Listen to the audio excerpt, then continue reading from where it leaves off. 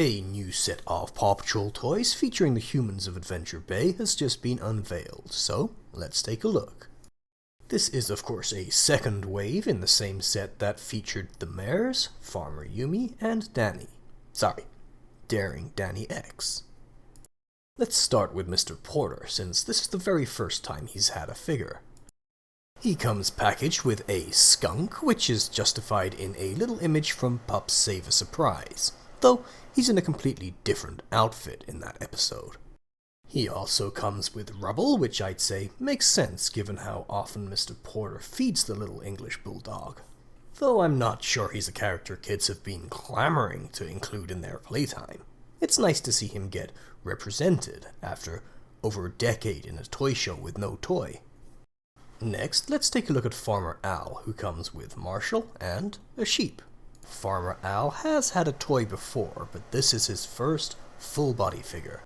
He previously appeared as a racer in 2016's Rocky's Barn Rescue racetrack toy. I can't say I consider that a must-have collector's item, so it's nice he gets a proper toy too. I wouldn't say he's super close to Marshall, but it's not like it's weird to put them together, and since, like Mr. Porter, I don't see kids desperate to have him, this is probably good for sales. Next, let's look at Alex Porter, and it's kinda crazy this character, who's appeared prominently in the intro sequence since episode 1, has never had a single toy till now. He comes packaged with Sky and little Hootie, which I'm saying carefully lest YouTube thinks this video is political. Pairing him with Sky makes a certain amount of sense given how much she catches him while he's falling to his death, and Hootie is of course a member of Alex's mini patrol. I can see kids wanting an Alex toy a bit more than the two preceding hirsute middle-aged men, so this seems like a good idea. Speaking of middle-aged men though, rounding out the all-male 75% adult age character line is Captain Turbot. Now, the Captain is the only one here to have had a figure before. Also packaged with Rocky and also from 2016 is the Diving Bell Bath playset. It included a Captain Turbot figure quite similar to the new one. Side by side you can see this new figure is constructed in a very similar way, but with a new sculpt that has a somewhat softer appearance and nicer proportions.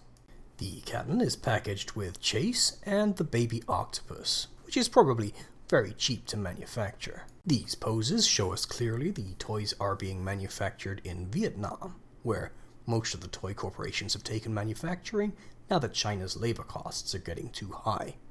Spin Master's stock is not having a good year, with uncertainty over Trump's tariffs hitting a Canadian company with global supply chains, but a primary audience in the US pretty hard. No movie boost this year either. My view is of course that they should be reaching out to fans to consult on the direction the show and the merchandise should take to maximize anticipation and hype. But what do I know? Broadly, I approve of the current strategy of going back to basics, renewing the mainline toys and adding missing characters like these, plus making much better plushies. That's all good, but it really needs to happen in conjunction with fresh, new sub-series toys that seem premium and that kids really want.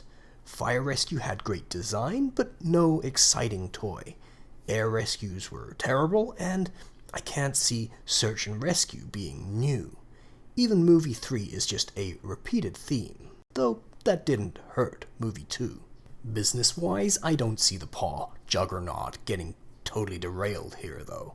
It'll chug ever onwards, tariffs or no, even if line doesn't go up for a while yet. Theme parks and eager Japanese collectors ought to help too. When it comes to this specific toy line, obviously as a fan I'm a little disappointed. The second wave has the exact same pups as the first.